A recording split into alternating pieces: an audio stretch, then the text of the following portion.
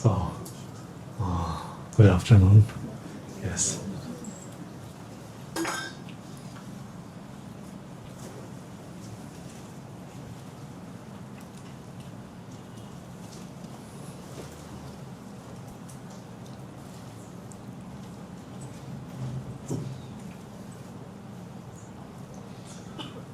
So, with having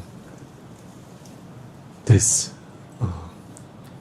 intention, setting the intention, determination, and then familiarizing and continuing this karmic momentum with engaging in positive, wholesome actions. And then the fourth, the power of reproach, relinquishment. This is the raw, candid aspect of Lojong, mind training. It is the willingness to look directly at one's own ego clinging, self-grasping, and identify it as the only true so-called enemy. The practice when one is offended, when I get defended or defensive or anxious, instead of blaming the external trigger, then to turn inward and to call out my ego, the power of reproach. And then to think here, there you are. You're the one causing this pain. Every bit of suffering I experience comes from trying to protect this fragile illusion of me. Right? So, to think in this way. Why that matters is it stops this exhausting cycle of blaming onto the world and giving oneself back total agency over one's own inner peace.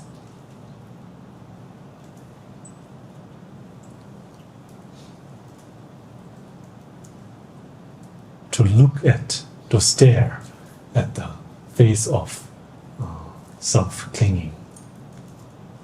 And then this is the so-called enemy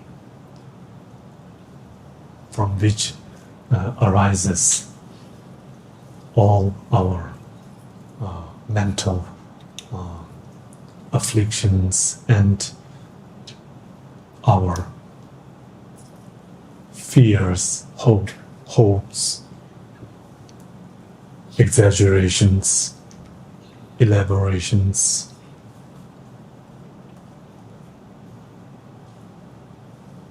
unnecessary thoughts, distractions, all arise from you, the self-clinging, from you, the self-grasping mind. The power of reproach. To catch it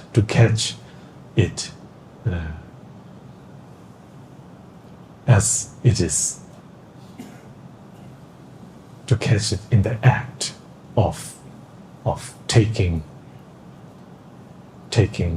oneself into this abyss of blaming, into this abyss of dissatisfaction.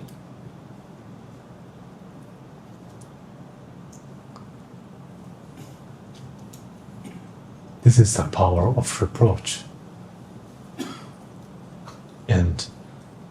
you can apply the same to whatever, whichever point of view or thought,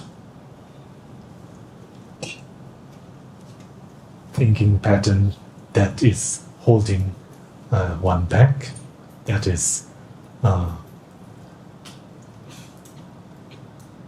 something like taking you further away from your wishes, taking you further away from the Dharma, taking you further away from bodhicitta, and creating disharmony in one's relations, disharmony within one's mind stream. So, to point it out, to point the self-grasping mind out, to call it out.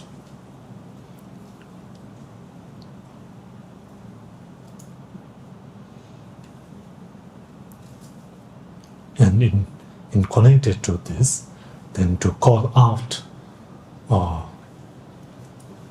my weaknesses, one's weaknesses, whatever it is that is holding us back from progressing, from letting go of past events, of false hopes and fears.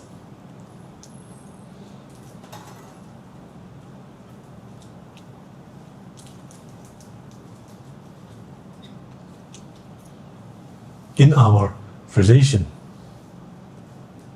I think sometimes if we meet, if we are subjected to difficult behavior, then to not hold on to a feeling, a grudge against the person, to separate the person and the person's behavior, action. This is important. It's not only is it logical, but it also helps in not losing one's compassion, in not losing this openness, not losing the openness.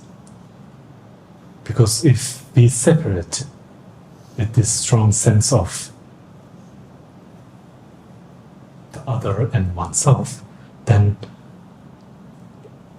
we are turning away from the Dharma and onto mundane thoughts, onto the mundane.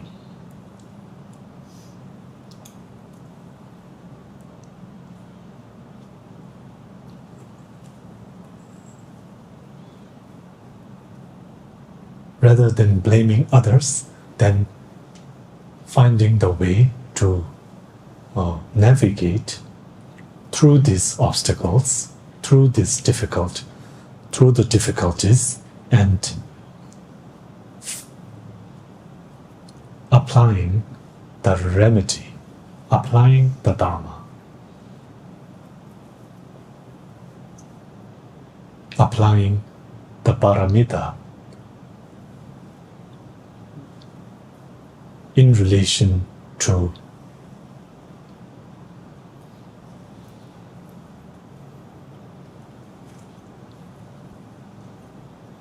the obstacles, to the mind poisons. This is way, and also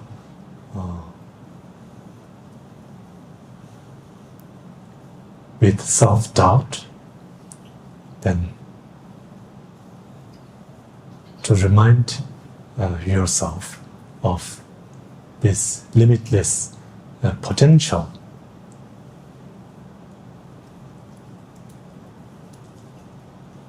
And to continue, always to continue in moving forward, in moving freely, and not give in to mundane thoughts. Do not let mundane thoughts dictate the course. Do not let that dictate the course.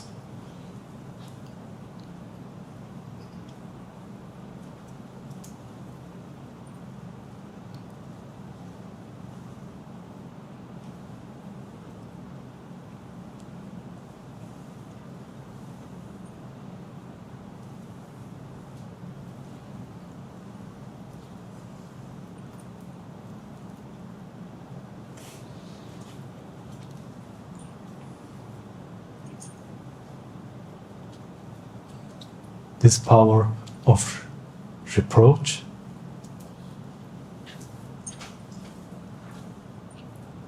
to look at ego clinging, self-grasping, and sometimes something like this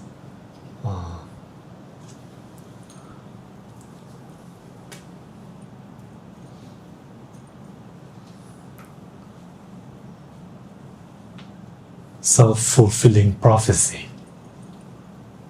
Do not let that become a pattern. Do not let that become a pattern. Self-fulfilling prophecy, as I see it from the internet, is a belief or prediction that causes itself to become true. It happens because your expectations change your behavior. You then act in ways that make the predicted event happen, right? So,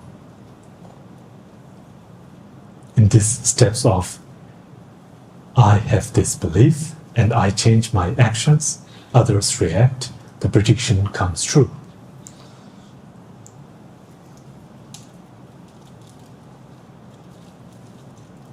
And in the section of real-world examples, social life, you think a new co-worker will dislike you, you act cold and do not talk to them, they think you're rude and avoid you, your prediction comes true.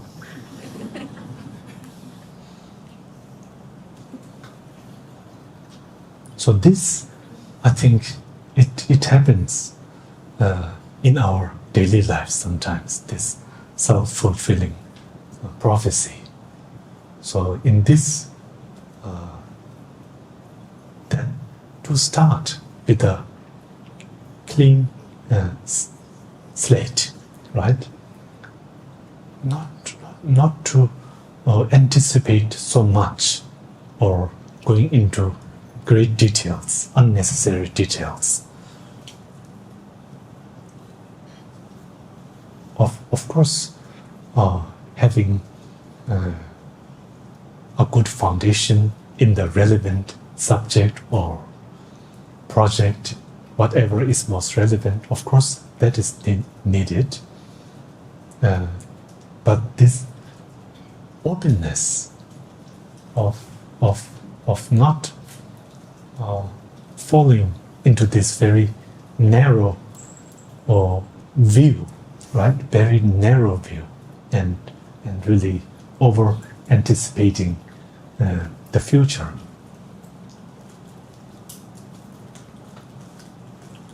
And in this social life example, then to not view yourself so negatively. This is, I think, very important. To not blame oneself, to not think that one is not worthy of this or that. To not think like this. This thinking is not helpful. Of course, I'm not asking you to be arrogant or having something like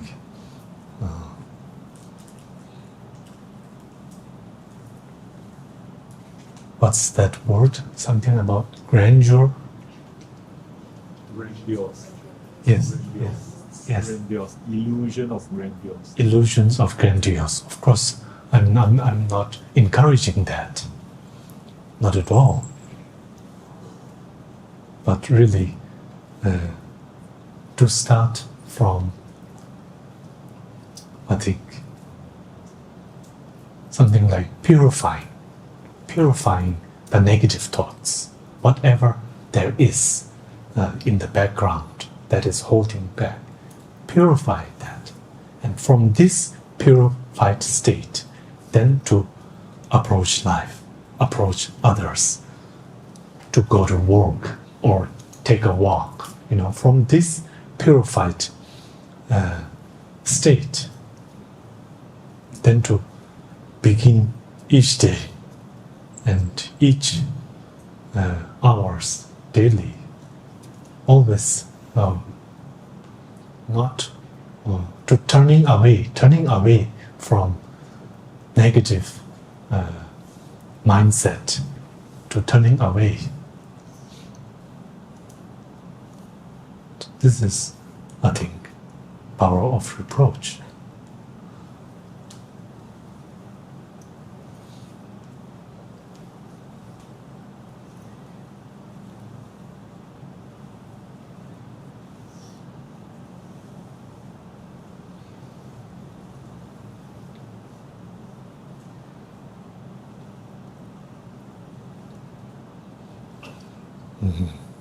And then the fifth, the power of aspiration.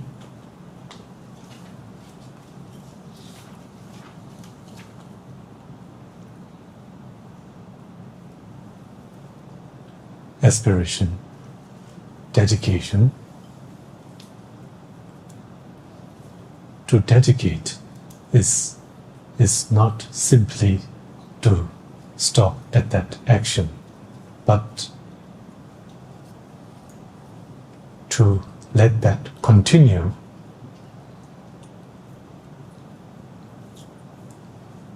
with no end point. Then this is possible by dedicating. In other words, not to stop with whatever virtuous action one may have done, to not put an abrupt end to that, to let it continue, to let that continue. Yeah, this is what dedication is, to let it continue, that potential, that effect of a single thought, of a single word, to let that continue. The positive effect, to let that, to live that,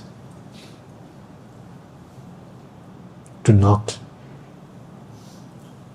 stop that virtuous action.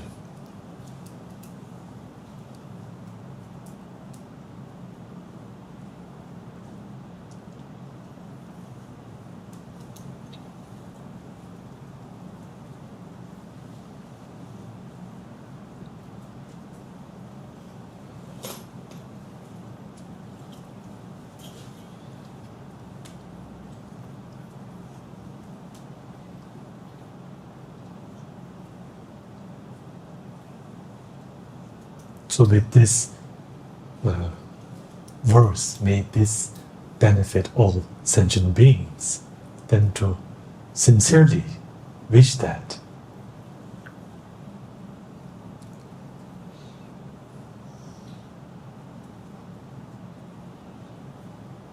At the end of the day or at the conclusion of a meditation session or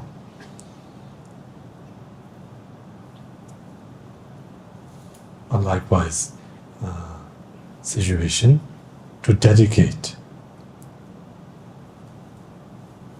this practice, the energy of the practice, the potential of this practice, the benefit of this practice,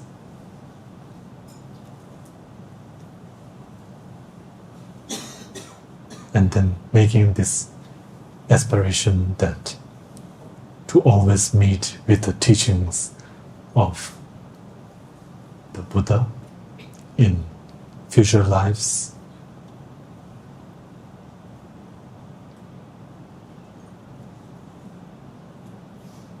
May I completely purify the two illusions of self and others.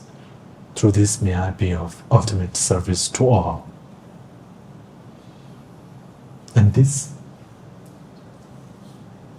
way of practicing, of letting that continue, letting a single action of virtue to let that continue benefiting all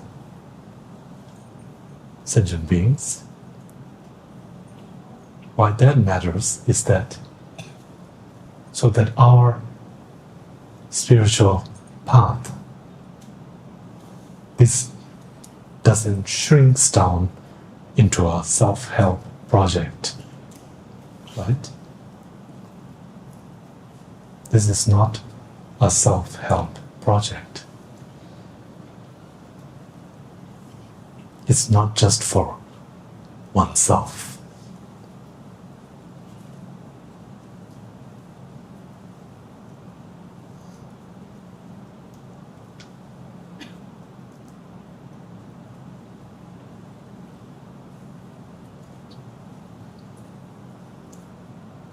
So these 5 powers,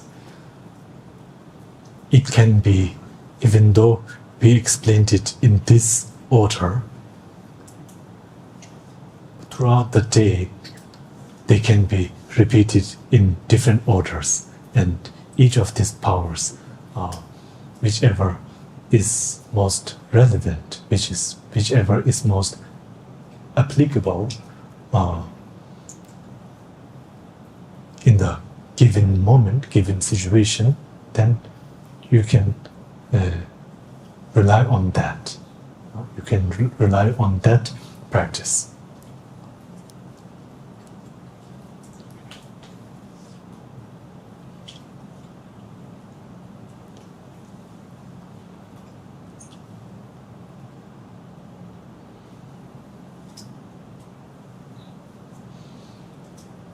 When we something like assist someone or say something with a good intention,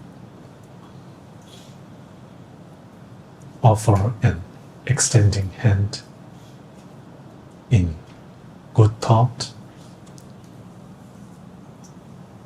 even though our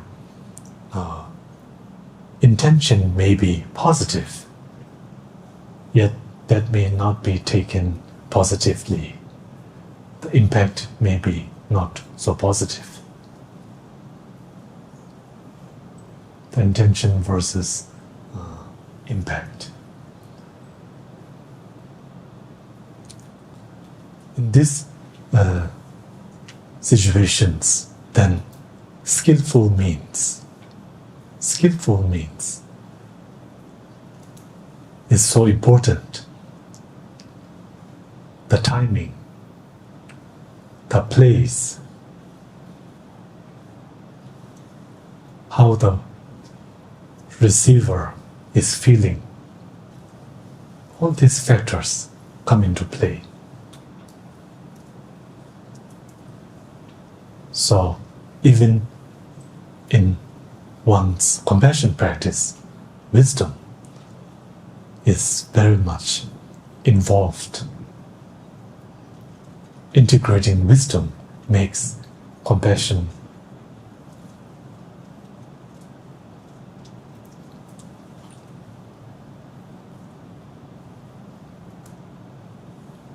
complete and helps in this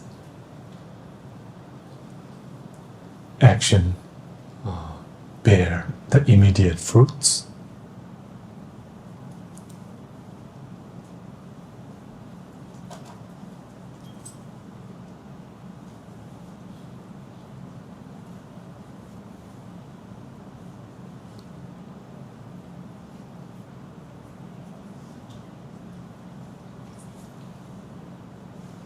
So I think like this.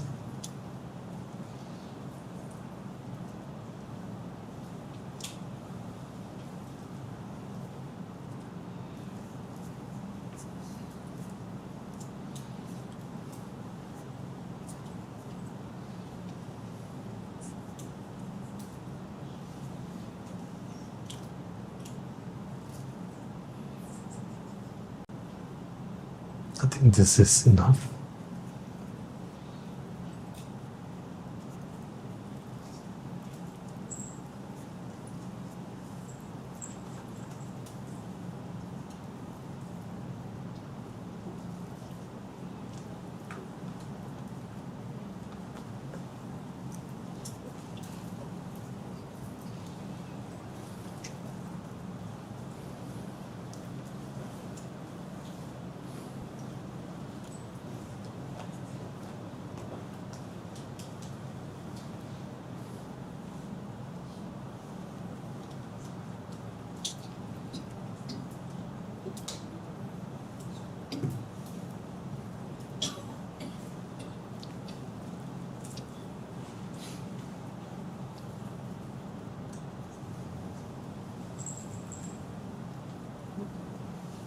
For something like daily practice,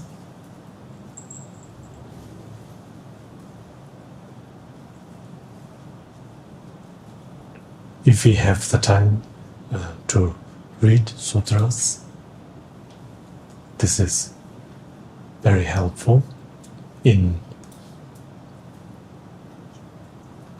refreshing the mind and something like to stay up to date with the Dharma, reading the sutras.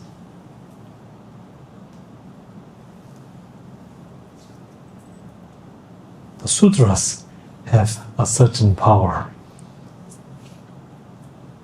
Of course, the commentaries are wonderful, but the sutras, in their, I think,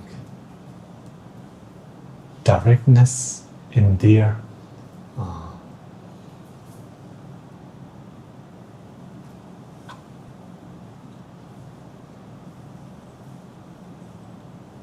lack of many words, many explanations, they are lucid in their explanation and goes something like straight to the heart, the sutras,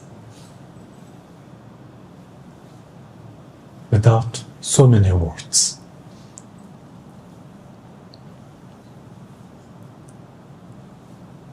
And reciting the mantras, which is a wonderful way of connecting with the Dharma through a Buddha.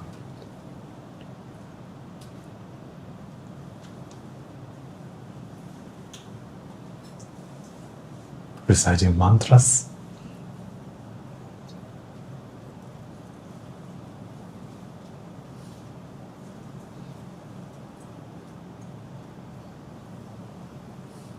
reciting the four immeasurables,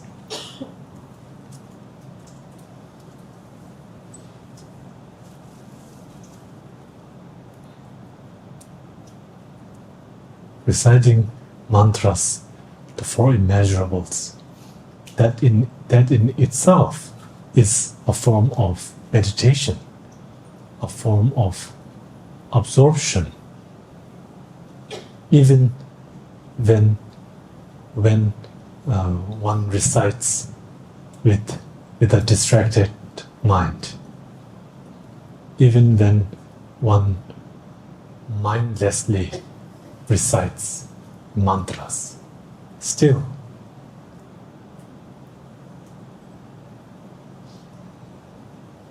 just by the power of the mantras and the fact that you are making this effort, and or should I say, the fact that you can actually, in your distracted state, you can even recite it.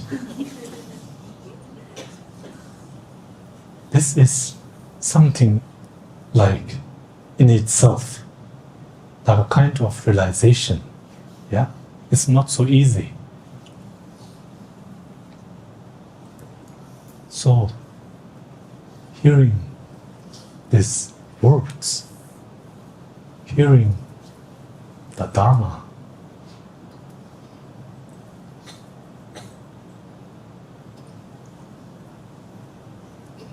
then in any way, in all different ways of approaching the Dharma, through the body, speech and mind, in all different states of mind, then it's all positive, it's all virtuous.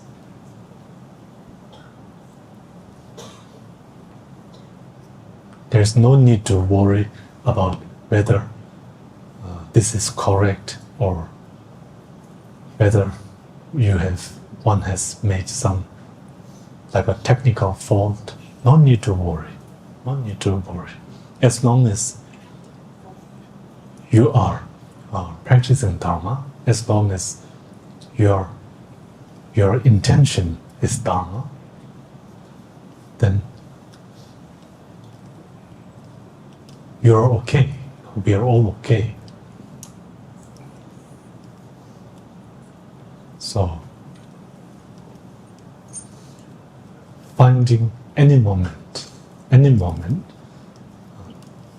this is, I think, something like we don't have to prepare so much, outside things. It's, of course, it's good. It helps for the mind to be in a certain, to be in a certain environment. Of course, it is helpful. But if there are no such, this kind of facilities available, then to create the altar, in your mind. So, to something like creating the altar, creating the support of reliance, the support of the three jewels, the support of the body vajra, speech vajra, mind vajra, to create that mentally. In this way, Dharma can be practiced wherever you are, in whatever state you are. There isn't a single moment when it is not suitable for Dharma practice. Yeah? So then, to always continue,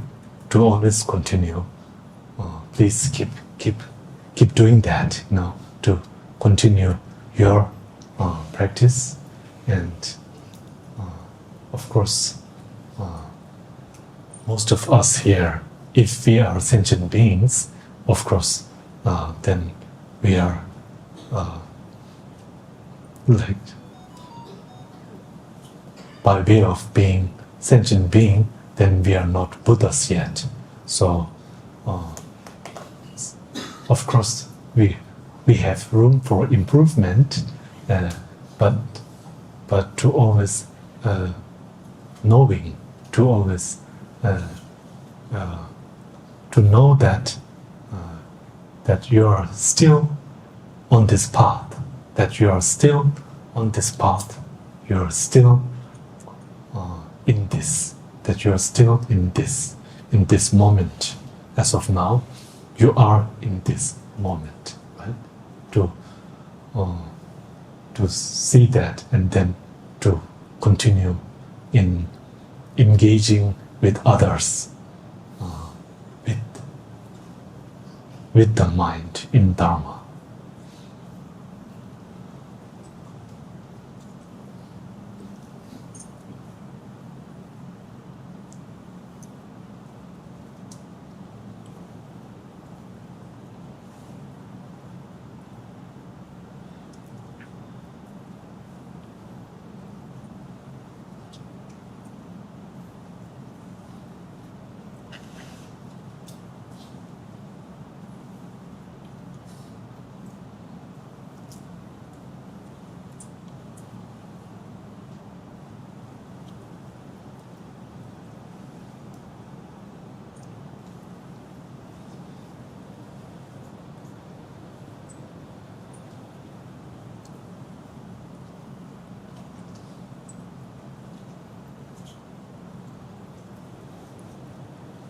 When it comes to Guru devotion, relying on the Guru, I remember Taejang Rinpoche saying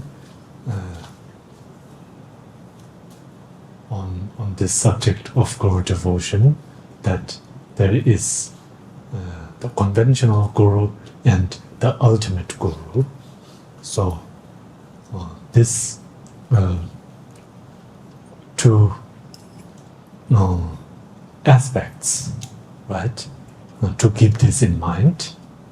To keep this in mind.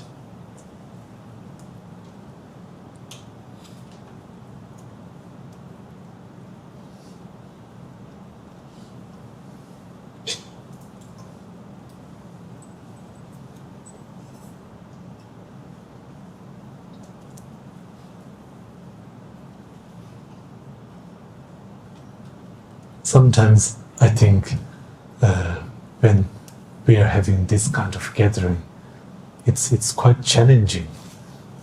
As the person speaking, it is quite challenging, especially with some subjects like shunyata, for example. Talking about shunyata is almost like having a meeting, a group meeting on how to stay silent. Something like that. We all gather and then we all talk about how to really keep silent.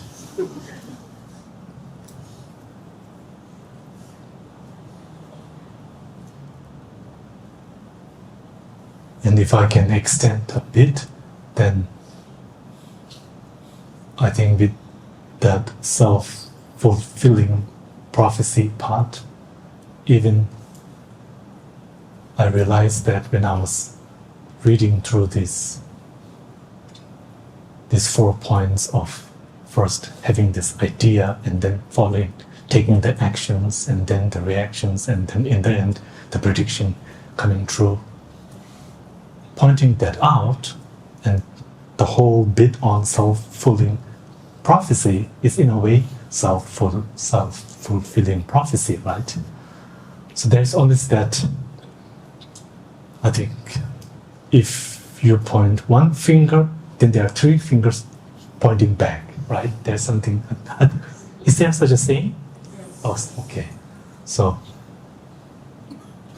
this is why I find it challenging to talk on these things,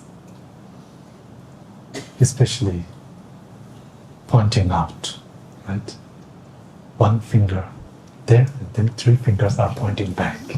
Right?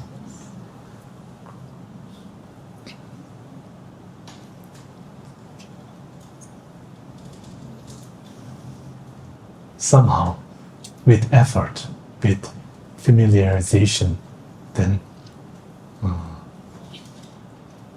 I think to make improvements, making improvements, this is key here. To make improvements, improving, to keep it at a level that we can measure. Yeah, I think to keep it at a level where we can measure our progress.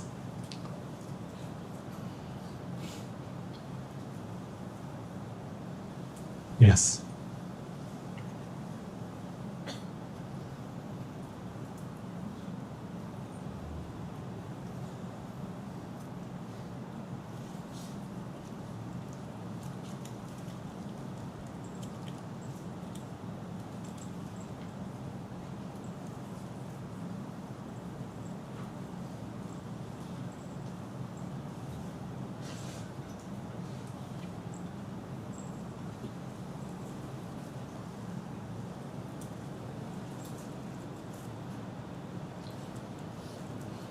This gathering, the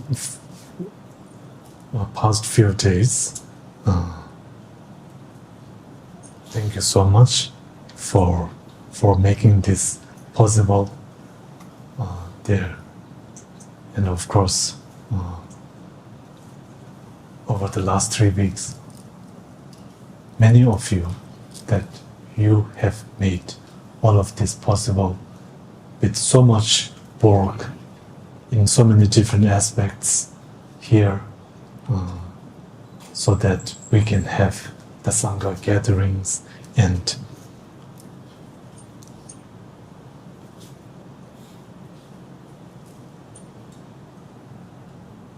this is of course not easy at all to organize at this level and to have these gatherings, and where each and every one of you, you put in your time, your effort, your dedication in making all of this possible. And most importantly, thank you all for your dedication. I know that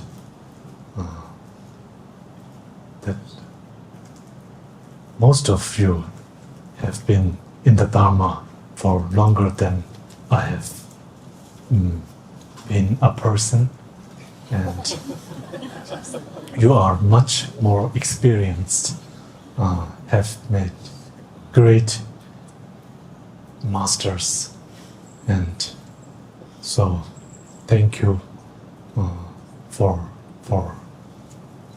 something like for even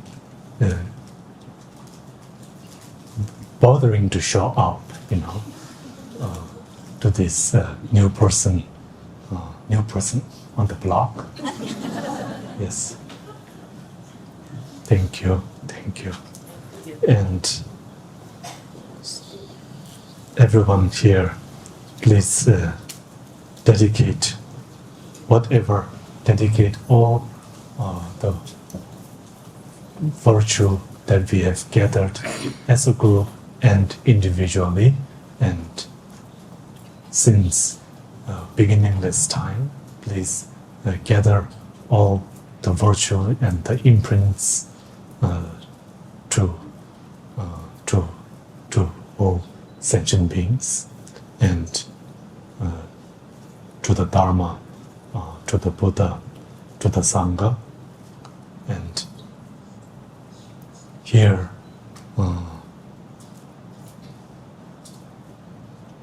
of course, when I think about it, each of our spiritual journey, we are quite, there is a strong interlink here, all of us. Of course, as sentient beings, we have this, we are somehow interlinked, and as Buddhists, through somehow our past karmic connection with Buddha Shakyamuni, in these times we are somehow interlinked as a Buddhist, and here in Tibetan Buddhism, in this tradition, we are also somehow interlinked through various gurus, masters, and of course one common interlink is of course His Holiness. When I think about it, Tibetan Buddhism, how it is now in India, with all these various traditions, the monastic community, both male and female, we are existing, and we are in this current state. That current state, how we are functioning, how we are existing, this is very much connected with His Holiness. It's very much connected with His Holiness's three commitments, with His wishes of preserving this wonderful, precious tradition. So then, now His Holiness, at the age of 91, still, even though His Holiness is manifesting these physical changes, yet very much ever focused and unwavering in His reaching out to sentient beings, in engaging in the Dharma, and in engaging with others, imparting His wisdom and His compassion. So this is so inspiring for us, and please dedicate so that His Holiness, so that we may continue to receive His Holiness's blessings from now on till forever, till the end of time. And then here at the center here, Dro-Phen Ling, Gaden Shartse Dro-Phen Ling Center, as you know, this is connected to Gaden Shartse Monastery in South India, part of Gaden Monastery, of course.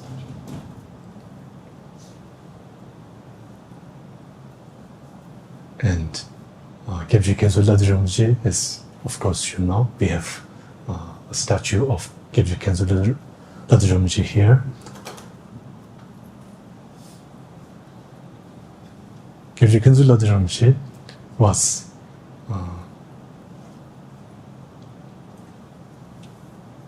in something like in a very difficult period for our monastery.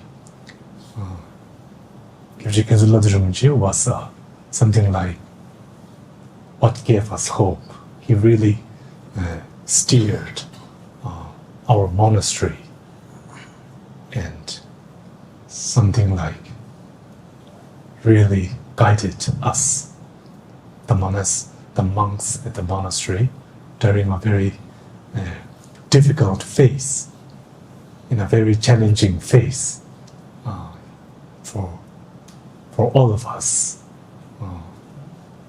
was the source of inspiration, at least from the monastery. He was the sole guru, the sole great being, who I think was like an anchor, for us, for the monastery. So then, please, may the present incarnation be just like his former self. And I know that many of you here,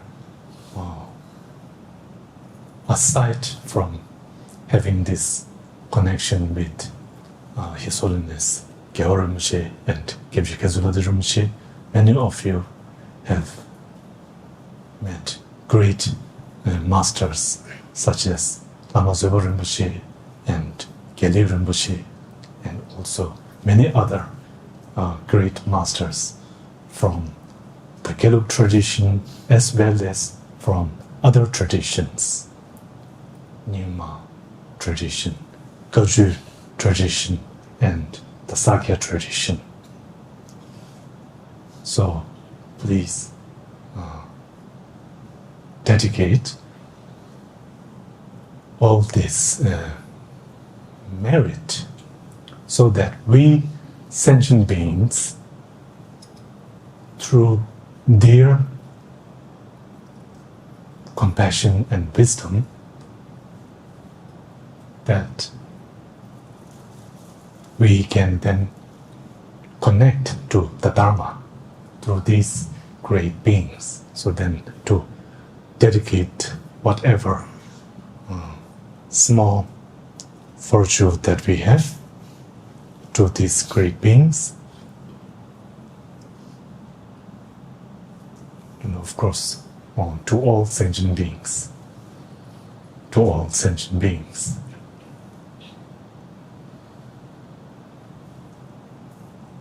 Yeah, and on a personal note, thank you so much for just showing up here now and then being here. I know that many of you have come from, took much time off from work and more or less dedicated this time to be here and then sharing in this moment together with everyone here. Thank you so much for that, and everyone gathered here. Sometimes when I'm like put on the spot on this raised platform, I come down here like with a. Remember when I made that reference to like to begin with a clean slate, yeah. But I'm like beginning with a blank slate. It's like blank mind, like I don't know what to say. And okay, at the last minute, maybe the 5 powers might be good. Then I could maybe sort of structure all my thoughts around that. Yeah, that kind of preparation just comes. But fortunately, I'm in this good situation where you are so patient, and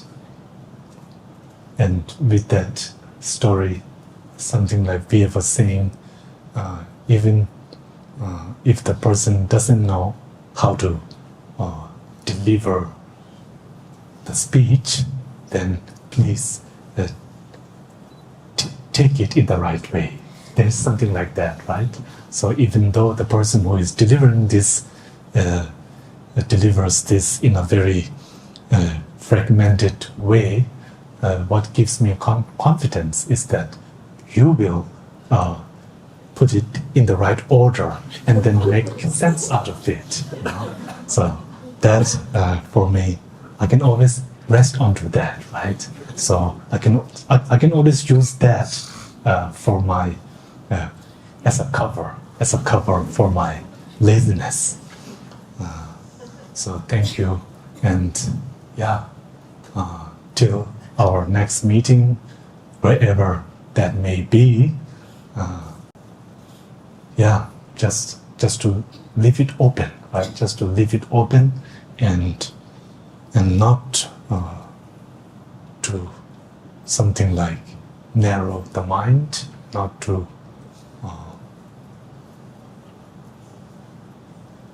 put ourselves in this narrow, small position, but to really open your heart, open to all sentient beings, to all sentient beings as vast as the sky, as the space, and to cross this ocean of samsara. And I think we are all on the same boat. We are all on the same boat, and to not only cross this, but